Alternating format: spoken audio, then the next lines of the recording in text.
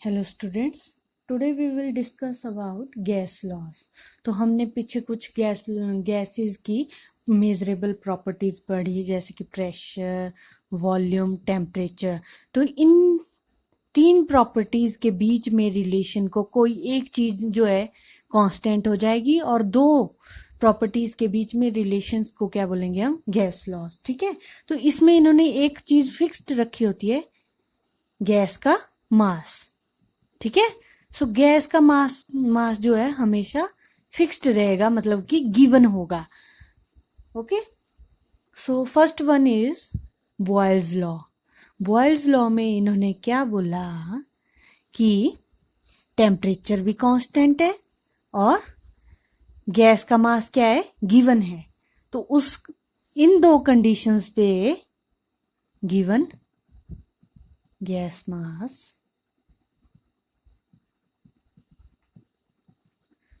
volume of the gas is inversely proportional to pressure of the gas. Okay, क्या बोला इन्होंने कि ये जो गैस का वॉल्यूम है वो इनवर्सली प्रोपोर्शनल है किसके? प्रेशर के। ठीक है, so if we evaluate it K upon 1/p, so K क्या है यहाँ पे? Constant of proportionality. ठीक है, टेम्परेचर जो है कांस्टेंट है।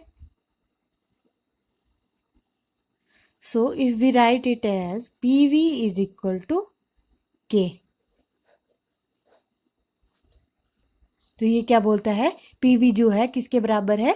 Constant of proportionality. Okay, so we can write it as also P1 V1 is equal to P2 V2, which is constant। Constant मतलब K1। तो यहाँ पे क्या बोला है कि अगर हम किसी प्रेशर को एक पॉइंट से दूसरे पॉइंट में इंक्रीज करेंगे तो उसका volume will also changes. Okay, so the product of volume and pressure of a given mass of a gas is constant at a constant temperature. तो बॉयल्स लॉ क्या बोलता है हमारे पास? The product of volume and pressure of a given mass of a gas is constant. Okay, constant at constant temperature। तो यहाँ पे temperature क्या है? कांस्टेंट है। ठीक है, तो इस लॉ को जो है ग्राफिकल रिप्रेजेंटेशन के द्वारा भी इलस्ट्रेट किया गया है। जो फर्स्ट ग्राफ है इसका वो बनता है प्रेशर और वॉल्यूम के बीच में। ठीक है, सो यहाँ पे हम वॉल्यूम ले रहे हैं, यहाँ हम प्रेशर ले रहे हैं। सो प्रेशर और वॉल्यूम के बीच में इनवर्सली प्रोपोर्शनल का रिलेशनशिप है। तो यहाँ पे जो ग्राफ आता है वो इस तरह से आता है, कुछ स्लोप। ओके, तो हम कैसे इलस्ट्रेट करें? अगर मान लो इस पॉइंट पे प्रेशर है P1 और वॉल्यूम क्या है? V1। अगर हम प्रेशर को P1 से P2 इस पॉइंट तक P2 तक इंक्रीज करें तो इसका वॉल्यूम क्या हो जाएगा? Decrease. By increasing the pressure of a gas, volume of the gas decreases. So this is the first graph and temperature remains constant. ठीक है, यहाँ पे टेम्परेचर क्या है? कांस्टेंट है। अगर हम नेक्स्ट ग्राफ लें इसका सेकेंड, जो कि है वॉल्यूम और 1/p के बीच में, तो इसका ग्राफ कैसा आएगा? Like this, straight line.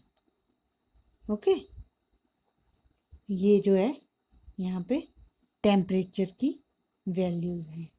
तो इस ग्राफ में क्या बोलता है कि जितनी ज़्यादा स्लोप होगी उतना ज़्यादा टेम्परेचर राइज करता जाएगा। तो ये स्ट्रेट लाइन दे देता है हमें। तो ये जो है हर एक पॉइंट पे जी इस स्ट्रेट लाइन में कांस्टेंट टेम्परेचर है। ठीक है, नेक्स्ट जो है हमारा थर्ड ग्राफ है, वो क्या बोलता है? उसको हम PV और P वर्सेस पे बनाते हैं। ठीक है, product of pressure and volume against pressure, ठीक है। सो इसमें क्या होता है कि स्ट्रेट लाइंस मिलती हैं हमें। अगर हम प्रेशर इंक्रीज कर रहे हैं, पीवी हमेशा कांस्टेंट रहता है, ठीक है। मतलब वो किसी एक पॉइंट पे रहेगा, ऊपर नहीं जाएगा ना ही नीचे जा रहा है, वो एक ही पॉइंट पे रह रहा है बाय इंक्रीजिंग द प्रेशर। तो यहाँ पे temperature will also remain constant. So यहाँ पे अगर मान लो ये T2 टेम्परेचर है, T1, तो यहाँ पे हमेशा एक जैसा टेम्परेचर, ये पॉइंट से एक जैसा टेम्परेचर रिप्रेजेंट कर रहे हैं, और ये PV क्या है, कांस्टेंट लाइन, स्ट्रेट लाइन, ठीक है। और अगर हम इसकी प्रैक्टिकल इम्पोर्टेंस देखें तो अगर हम जितना ज़्यादा प्रेशर अप्लाई करेंगे गैस पे, वो उतनी ही ज़्यादा कंप्रेस होती जाएगी। मतलब उसका पर यूनिट एरिया गैस का जो है वो डिक्रीज होता जाएगा, ओके।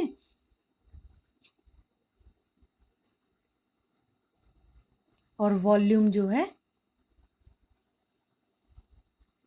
डिक्रीज हो जाएगा, ठीक है। This means the number of molecules per unit volume increases. मतलब कि पर यूनिट वॉल्यूम में जो है नंबर ऑफ मॉलिक्यूल्स जो है इंक्रीज कर जाएंगे, ठीक है। सो अगर हम देखें सी लेवल पे, तो उसका एटमॉस्फेरिक प्रेशर जो होता है वो 1 एटमॉस्फेयर होता है, ठीक है। सो और वहाँ पे एयर जो है बहुत ही ज़्यादा डेंस होती है।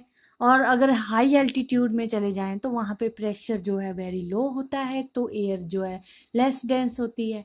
अगर लेस डेंस होती है तो मतलब उसमें जो है particles very very at large spaces.